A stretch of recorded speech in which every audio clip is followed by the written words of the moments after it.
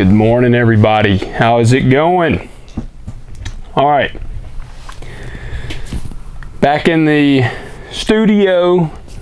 I don't even call it. I can't call it a shop. I mean, this is a studio. This is where I record all the podcasts. You know, if I do Talk Dirt to Me when my cousin comes over, we record in here. If I do Living Fully Loaded, record in here. So this is the studio. It's also where I film this. Got the lights set up, so we are ready to go. I like to throw these in the mix. And I'm actually drinking coffee this morning. No whiskey. This is recording this in the morning. So let me get a swig of this real quick. But I've been thinking. I've got a lot of topics. I've had a really good amount of people reach out and give me some topics. So first off, I appreciate that. That helps a lot because, you know, obviously I put this out there for information for you guys to try to help you out. And I appreciate that. I'm very thankful for the fact that this page is growing really well. It's still pretty cool to me. You know, people are interested in this life, interested in what I have to say. And so any way I can help and share, I want to do that. And I got to thinking because one of the recent things, the guy was talking about how a lot of these people on YouTube or whatever, they just want to become an influencer. And so that got me kind of thinking, you know, what is the purpose? What is the point of doing this, of putting this information out there and making these videos and all that? Why am I doing this? And I wanted to kind of share that and let you guys know, like, what is the goal of the LH Farms YouTube channel? What are we trying to do? And it's something I actually feel really passionate about, to be honest with you. First, before I get into that, please hit that like button, hit subscribe, and hit the little bell, notify you when the video drops, so you can be one of the first ones in on it. And, you know, shoot me a comment below. If there is a topic or something you would like to hear, comment it below. If you just like the page, you love the channel, let me know below that you appreciate what I'm doing. So now, to get into it, the purpose. And I guess to really go over the purpose, I got to talk about what spurred me on to do this. And there's really two things. First off, so I had a podcast, or I still have a podcast, called Living Fully Loaded that I started back in 2020. January of 2020, to be exact. And it's still going now. We're kind of reinventing that one a little bit right now. So it's kind of it's a slower pace than like Talk Dirt to Me, for instance. We're every week. Living Fully Loaded was every week, and it was crazy, some of the guests I've had on there. But I say that to say I actually really enjoy creating content and putting out media. This is something I'm passionate about. I've always been passionate about it. I love film. I love movies, things like that. And so, you know, in a way, this is my way of trying to tap into that world. And it gives me that kind of creative release. It's funny, like as blue collar of a guy as I am, I still have that kind of creative burn in me. And I think a lot of guys do. I mean, obviously you see it.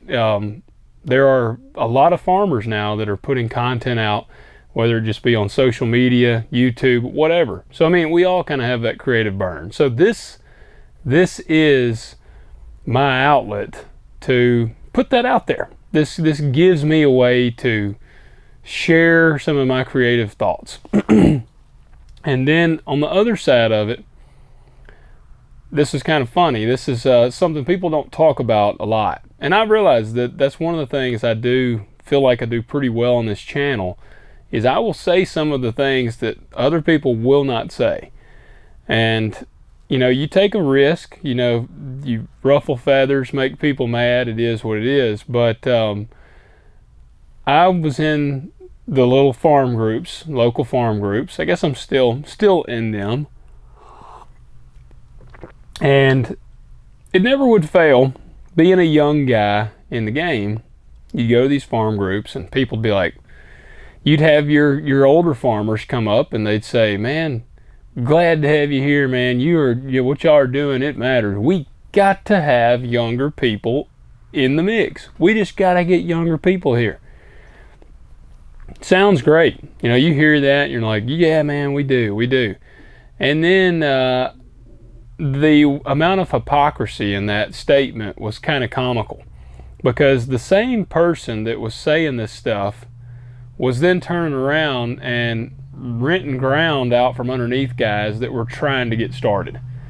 I mean, I had one of them specifically even do that to me. Tried to rent some farms out from underneath me. And it's like, dude, I mean, and at the time, I think I was working probably about 500 acres, 400 acres, and they tried to rent a farm out from under me. And this is the same person that's like, we got to have younger people in the mix. We got to get these folks in here. And that really kind of set a fire in me. That actually ignited me to do this a lot and try to combat it, because you hear these guys say that at these meetings. Other people hear them. If they have some media there, they'll share it. I get all kinds of farm publications, and in there they'll have the old guys saying, we need younger people in this thing. We need new blood in here, and yada, yada, yada. And it's like, but I really don't think you want that. Like, sure, you'd love to have more guys working at John Deere, so we got more service techs to help out. Love to have more guys working at Case, so again, you got more service techs. Or have some of these dudes that want to come be farm hands. You might need some people to come work on the farm with you. But the last thing that they actually want to see is another guy get into farming. And that was really what kind of spurs me on here. One of the things that I've always wanted to do with this channel was never be afraid to share the realities of farming. Farming it's a wonderful lifestyle. I mean, I love being a farmer. I love being able to have my kids involved in farming.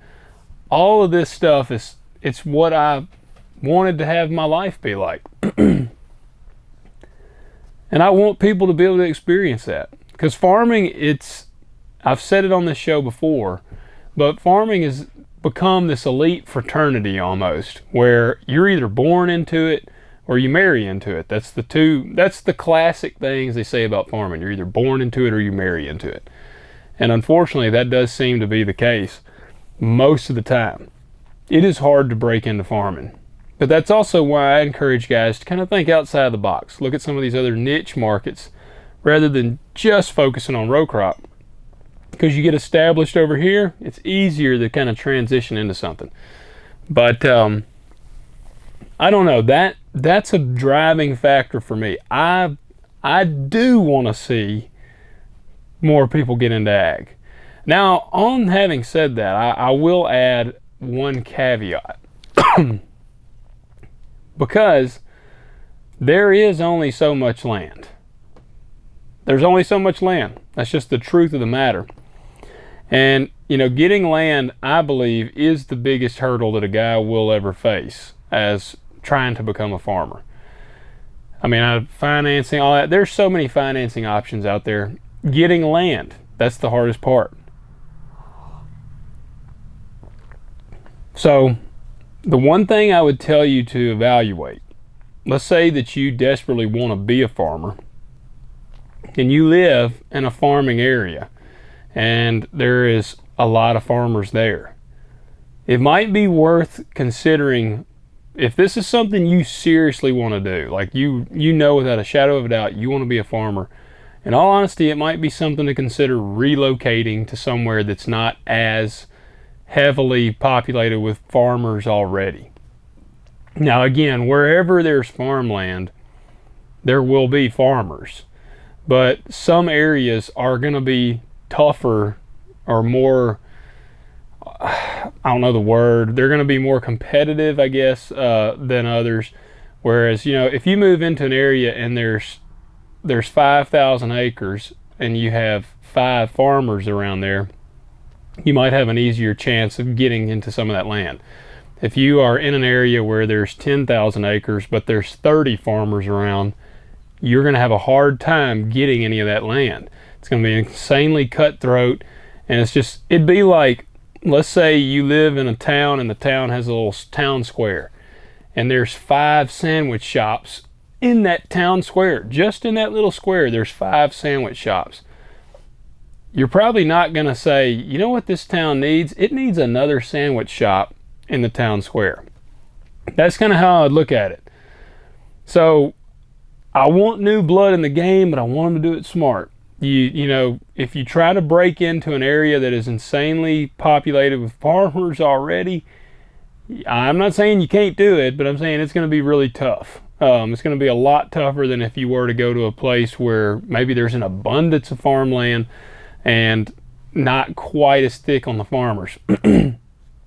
Either one is going to be hard because you're essentially trying to break into a completely new market for yourself, and you have no experience to bring to the table. So that's going to be tough, but I mean, it can be done. But I say all that just to say, these are the things I want to share. I want to provoke your thoughts on how can I actually go about making this a reality, what I want to do. Maybe it means I have to move. Maybe it means I have to look at a more niche type of crop rather than just your standard row crop to start out. It's a long game, but these are all the realities that I want to share. And you know, I don't hear a ton of people talking about how cutthroat it really is. You know, farmers, that was a hard reality for me when I left the machine shop and came back to farming. I'd grown up in farming all my life, but I was not involved in the business making side of things until I got older. And so when I came back from being a machinist, that was really the first slap of reality in farming, because you grow up, you know, you see all the memes and stuff about the integrity of a farmer and the backbone of the country and all that. And again, I believe in that. I really do believe in that. But as with everything, there are some bad apples in the bunch, and that was really discouraging for me when I experienced that. And that was the thing. I was like, man, nobody is talking about how dirty some of these guys are. You know, and it's funny, you'll see some of them and they'll be like a beacon in the community. People will praise these people. And it's like, but then you know how they actually are. You know some of the dirty dealings that they're doing, and the undercutting and the cutthroatness of it. And it's like, these people are not what they portray themselves to be. So while I want to share the realities of it, I want to help try to guide you in the process and let you join me on my process, on my journey. That's why I show the other videos of the day-to-day stuff. I want you to get a taste of what it's like to be in the life of a farmer and kind of decide for yourself, you know, okay, is this something I want to do? Is this something I don't want to do? I want to show all those things and hopefully spread some light on it. And I mean, I'd love to shift the dynamic, because I also believe that these guys that keep making farming, you know, it's breaking away from the family farm, the small family farms, and that's varies for all areas. In my area, a guy working 2,000 acres, that's a pretty standard size operation around here. We need the ground. We aren't making 300 bushel acre corn. We aren't cutting like 70 bushels acre beans consistently. We have some fields that'll do it, but you know, you go to your corn belt areas and all that, some of them guys might work 800 acres and that's all they farm. We don't have that luxury here unless you have 800 acres of prime ground and your equipment's paid for. But yeah, that's a luxury. But I would like to see us get back to, instead of having, you know, 6 farm operations that are working 40,000 acres, not a piece, total. You got 40,000 acres, you got 6 operations all splitting up that ground. I'd love to see 10 operations or 15 operations.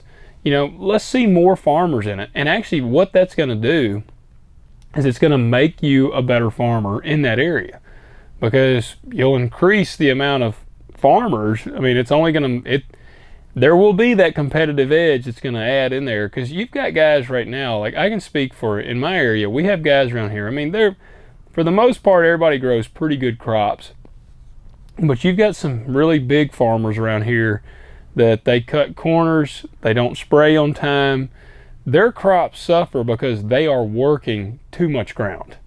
We have guys around here like that. They're just working too much ground. They can't manage it. You know, you get up to working 10, 15, 20, 30,000 acres, you cannot manage that ground like it needs to be. And so I would rather see us get back to, all right, you know, this family, 2,000 acres. Live off of 2,000 acres. Again, varies for your area. Your ground, where you're at, the ground might be really bad. You know, it might be very poor dirt. It might take 4,000 acres. I don't know. But then you got other areas that might take 800 acres. So it varies wildly. But these are all things I want to talk about. So I wanted to put this video up to just kind of explain, like, what is this channel about? And that's what it's about. It's about the hard realities of farming. Yeah, I show you the hard realities. I show you the day-to-day, and I'm going to get more into what do you actually got to know and what do you actually got to do to be a farmer. Like I've shared on getting land, I've shared on the equipment side of things and stuff like that, and I will continue to share on those topics because as the channel continues to grow, I'll revisit a lot of those things. But one of the things I am going to get into more as we're approaching spring is going to be seed selection. You know, seed depth, like getting into planting the seeds so guys can figure that out, and then getting into fertilizing them. And look, I am still, this will be my 9th season running my own operation. I am learning a lot still. I am a young man in the game. I mean, I'm very young. The average age of a farmer is like 60. I'm 32. So I'm a young guy in the game here, and it means I'm still learning a lot. I have a lot of stuff that I have not figured out, but I'm working towards figuring out.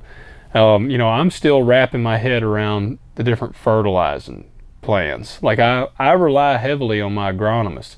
They pull soil samples, they do tissue samples throughout the year. I mean, I'm in programs to help me better that. I realized that was a weak point of mine. So I have agronomists that are working with me to help maximize that. And so that's another thing. You got to recognize kind of your strengths and your weaknesses, and it's okay to get help. So guys, that is the wrap on this video. I hope that this sheds some light, let you know, like, look, all right, at the end of the day, I'm not trying to be like the big famous influencer. I'm not going to lie to you and say, hey man, you know, if this thing were to blow up and a bunch of people are like, hey man, look who it is. Look, that'd be cool. I think anybody'd be lying that would say they would hate that. That would be cool, but that's not my goal. That is not my purpose behind this. This is a creative release and a way for me to share some stuff that I feel like I'm capable of sharing. You know, I don't see a lot of other people doing it, so I thought, well, maybe I ought to do it. So here I am. Guys, I hope this helps shed some more light on it, and I'm not going to ramble anymore. But please hit that like button, hit subscribe again, comment below, let me know what you thought of this, let me know if you want some other topics. I screenshot a comment this morning that a guy had shared with some really great topics, and I thank you guys so much. I mean, I love doing this, and I want to continue for a long time. So guys, I appreciate y'all, and I hope that I'm helping you out in some way. Have a good one.